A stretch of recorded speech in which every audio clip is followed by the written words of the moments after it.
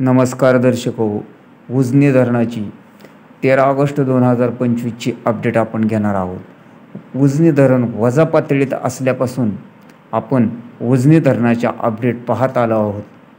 अजूनपर्यंत आपण चॅनलला सबस्क्राईब केले नसेल तर सबस्क्राईब करा व मिळवत राहा इथून पुढच्या सर्वच अपडेट।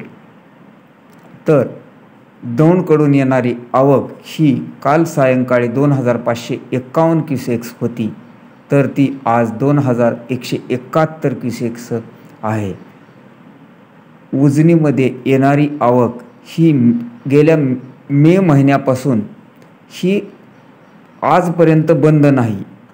मे महिन्यापासून अवकाळी पावसाला सुरुवात झाली व उजनी धरण भरायला सुरुवात झाली, त्यावेळेसपासून उजनी धरणात येणारी आवक ही सुरू असल्याने उजनी धरण हे 100 पार करू शकले। त्यामुळे सोलापूर जिल्ह्यातही पावसाचे प्रमाण जरी कमी असेल, इतर भागात सोलापूर जिल्ह्याच्या ग्रामीण भागात पावसाचे प्रमाण जरी कमी असले तरी उजनी मात्र 100% भरल्याने उजनीवर अवलंबून असलेले सिंचन, शेती व औद्योगिक क्षेत्र तसेच पिण्याच्या पाण्यासाठी लोकांना आनंद झालेला आहे। तर अशा परिस्थितीत दौंडची आवक ही मात्र किंचित कमी झालेली आहे।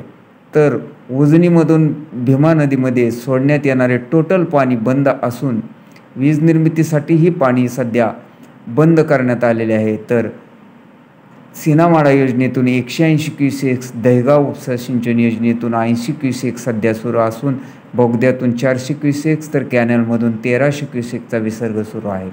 असा एकूण विसर्ग 1960 आहे, तर आवक मात्र 2171 क्युसेक्स आहे। मात्र धरणाची टक्केवारी आजची सकाळच्या अपडेटनुसार 102% व 23 पॉईंट झालेले असून यातील एकूण पाणीसाठा हा 118.42 TMC झालेला आहे।